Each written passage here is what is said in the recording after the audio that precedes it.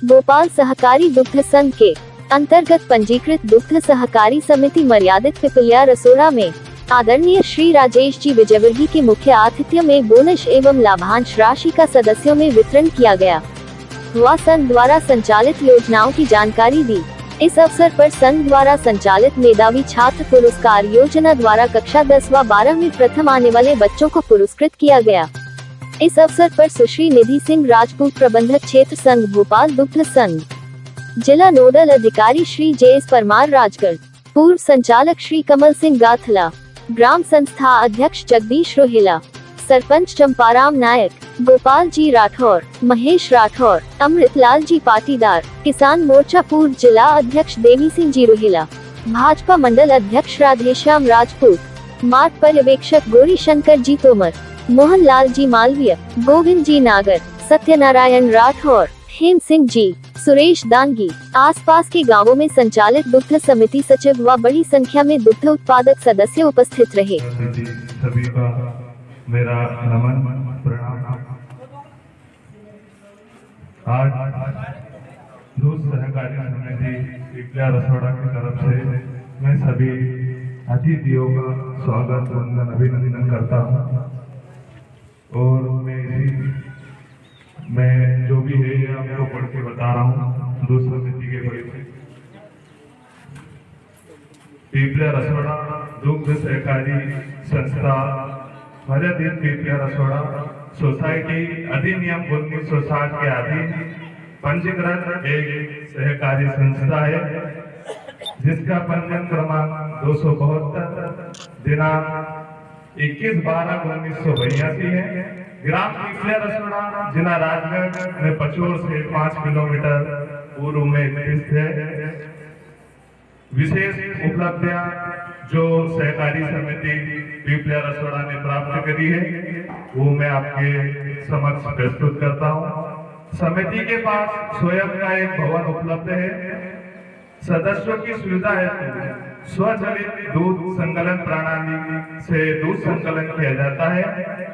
संस्था कार्यक्रम में पधारे हमारे पार्टी के मुख्य अतिथि अल्ताफ देवी सिंह जी रोहला साहब और मंडल अध्यक्ष अपने राधेश्याम जी राजपूत साहब बोड़ा और दूसरा का संचालक, हमारी हमारी महिला के सदस्य और सेक्रेटरी और हमारे दूर विधायक सभी किसान बंधुओं, आज बहुत दिनों बाद हमें यह सौभाग्य मिला है कि हमारे यहाँ बोनस वितरण हो रहा है।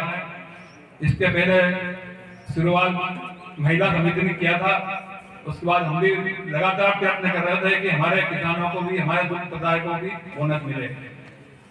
इस समिति का 1982 में हमने गठन करवाया था और उस समय मैंने स्वयं इसका 4-5 साल तक दुग्ध सहकारी समिति के जो है सेक्रेटरी के पद पर काम किया। मात्र 40,000 की पूंजी से चालू किया था। उसके बाद में हमने भवन के लिए जगह अलॉट करवाई, भवन निर्माण करवाया और आज स्थिति ऐसी है कि हमारी, मैं तो मानता हूं कि शायद इस क्षेत्र में पहले नंबर पर दूध सहकारी समिति कर रही होगी।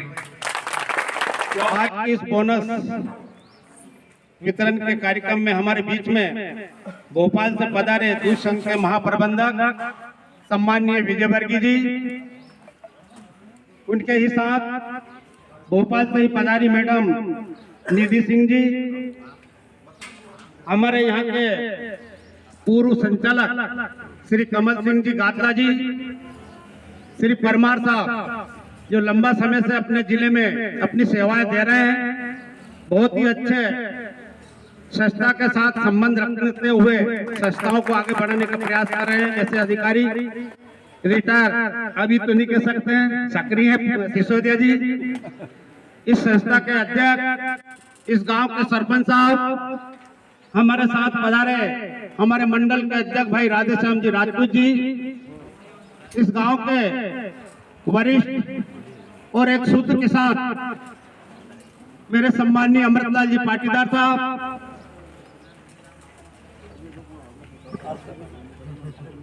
संचालन कर रहे हैं, मेरे को नाम याद नहीं, बहुत ही अच्छा संचालन कर रहे हैं भैया, सुरेश जी दांगी जी और इस संस्था के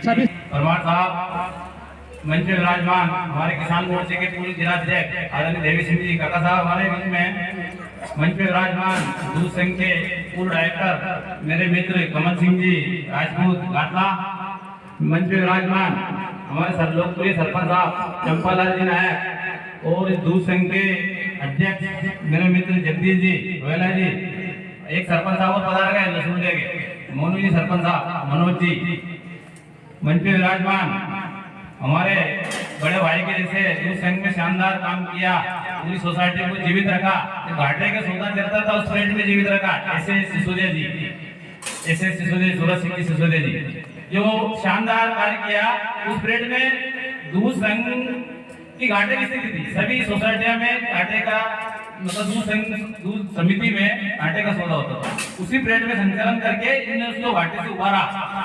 क्षेत्र संचालक गोपाल दूध संघ भोपाल, सम्माननीय सुश्री निधि सिंह राजपूत, प्रबंधक गोपाल दूध संघ भोपाल, हमारे JS परमार साहब नोडल अधिकारी जिला राजगढ़, हमारे सम्माननीय श्री कमल सिंह जी घाटला साहब पूर्व संचालक भोपाल दूध संघ भोपाल, सम्माननीय श्री देवी सिंह जी रोहाला साहब किसान मोर्चा जिलाध्यक्ष, सम्माननीय श्री राधेश्याम जी राजपूत। पहले तो आप लोगों को इस बोनस वितरण कार्यक्रम के लिए बहुत बधाई देना चाहूंगी, क्योंकि कहीं ना कहीं ये आप लोगों की क्रियाशीलता रही है और आपका सकारात्मक योगदान रहा है कि आज आपके समिति ग्राम में इस कार्यक्रम का आयोजन हो पा रहा है।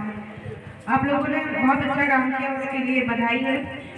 मैं चाहूंगी कि आप लोग इसी तरीके से संस्था से जुड़े रहे, क्योंकि अब धीरे धीरे प्राइवेट डेयरीज भी आगे बढ़ रही हैं। प्राइवेट किसी तरह से कोशिश करता है कि गांव में समितियां होती है, उन गांव में बहुत सारे वो प्रयास ऐसे करता है जिससे समितियां ध्वस्त हो जाए, किसी तरीके से खत्म हो जाए और फिर वो अपनी डेयरियां चला सके। तो आप लोगों को यही बताना चाहूंगी कि प्राइवेट के क्षणिक प्रलोभन के चक्कर में ना आकर के समिति जो आपको देती है और समिति का जो आपके लिए सतत प्रयास रहता है उसकी तरफ ध्यान दें। संघ के ओर से और समिति की ओर से जो कुछ योजनाएं चलाई जा रही है, वैसे बहुत कुछ परमार सर ने बता दिया, फिर भी थोड़ा सा आपका समय लेते हुए मैं एक बार फिर बताना चाहूंगी। उन सभी का मैं अभिनंदन करता हूं, स्वागत करता हूं और इस बात के लिए धन्यवाद देता हूं कि उन्होंने मुझे इस कार्यक्रम में बुलाया और बोलने का मौका दिया। आज के इस कार्यक्रम में उपस्थित होते समय मैं सोच रहा था कि शायद मुझे कुछ सवालों का जवाब ना देना पड़े, क्योंकि अभी 23 तारीख को इस पूरे राजगढ़ क्षेत्र की अध्यक्ष और संघ प्रतिनिधि बैठक रखी गई है। उस समय मुझे लग रहा था कि हम ज़्यादा विस्तार में चर्चा करेंगे, क्योंकि किसी एक दिन तो हमको बाकी सारी चीज़ों से दूर होकर भी सोचना चाहिए कि हम मतलब कभी खुश रहें, अच्छे रहें और अच्छी चीज़ों पर ही विचार विमर्श करें। लेकिन मैं चूँकि ये प्रश्न उठे हैं तो मैं उनका जवाब अवश्य दूंगा।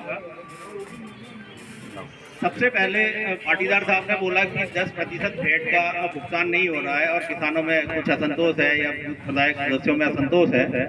तो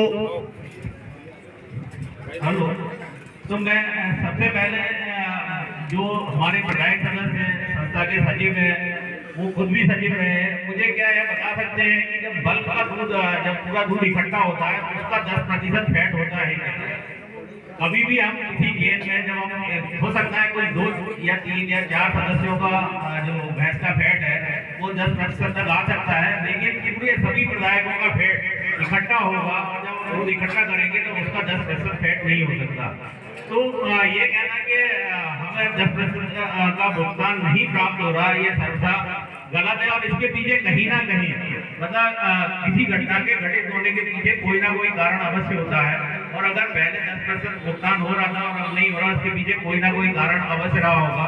और वो संस्था सचिव वर्तमान में जहाँ BMC संचालित है और बाकी जो लोग हैं उनको अच्छी भली भांति की जानकारी है कि ऐसा क्यों हुआ। और मैं आपको फिर भी अश्योर कर रहा हूँ, अगला रेट चार्ट जो भी आएगा उसमें 10% तक का भुगतान दूध प्रदायकों को अवश्य किया जाएगा। लेकिन किसी भी संस्था को 7.5% फैट से अधिक का भुगतान नहीं किया जाएगा, क्योंकि किसी भी संस्था में एकत्रित संपूर्ण दूध का फैट 7.5% से अधिक नहीं होता है। ये हो सकता है प्रदायकों का होता है, इसलिए प्रदायकों को तो अवश्य उसका मूल्य दिया जाएगा जब भी अगला रेट चार्ट लागू होगा, आप निश्चित रहें। दूसरी बात ये बताना चाहूंगा कि दुग्धसंघ द्वारा जो दूध क्रय किया जा रहा है वो पूरे प्रदेश में सबसे अधिक दरों पर क्रय किया जा रहा है। अभी भी हमारा जो दूध का क्रय दर है वो 785 रुपए प्रति किलो फैट भैंस के लिए और गाय के लिए 304 रुपए प्रति किलोग्राम पीएस पर है। बाकी दुग्धसंघ जो अन्य 5 दुग्धसंघ है उनके भी अगर आपको रेट चाहिए तो मैं बता देता हूँ। इंदौर द्वारा 780 पर भैंस का दूध क्रय किया जा रहा है और गाय के लिए 276 रुपए दिए जा रहे हैं। उज्जैन द्वारा 740 रुपए की दर पर दूध क्रय किया जा रहा है। बुंदेलखंड ने 700 कर दिया और ग्वालियर दुग्धसंघ को 650 रुपए के मूल्य पर दूध क्रय कर रहा है। तो आप ये निश्चित मानिए कि हम हमारे भोपाल दुग्धसंघ द्वारा प्रदेश में सर्वाधिक दूध का क्रय मूल्य दिया जा रहा है और इसमें लगातार दुग्धसंघ को भी फायदा है क्योंकि दुग्धसंघ का लगातार संकलन में वृद्धि हुई है। आप सबके सहयोग से, क्योंकि मैं आपका प्रतिवेदन देख रहा था, सन 2018 की तुलना में जब आपका वार्षिक दूध क्रय की मात्रा 1,30,000 लीटर थी, वहीं 2022 में 2,30,000 लीटर हो गई। इसका मतलब लगभग डबल उत्पादन हो आपकी संस्था ने लगभग 2 गुना दूध क्रय किया और दुग्धसंघ को प्रदान किया। इसी कारण आपको आज बोनस वितरण में आप सब लोग यहाँ एकत्रित हुए क्योंकि संस्था को लाभ होगा तभी वो संस्था बोनस और लाभांश का वितरण कर सकेगी। फिर ये तो आपके जो कुछ सवाल थे वो उसका मैंने जवाब दिया आपको, पर मैं फिर भी ये सभा में देखकर ऐसा लग रहा है कि हमने जो समाज का एक मतलब समाज का जो ढांचा है इसमें 2 लोग होते हैं, महिला और पुरुष। पर इसमें और बेसिकली जो पशुपालन का माने जो कार्य है तो उसमें घर की महिलाओं और गृहिणियों का सबसे ज्यादा योगदान होता है।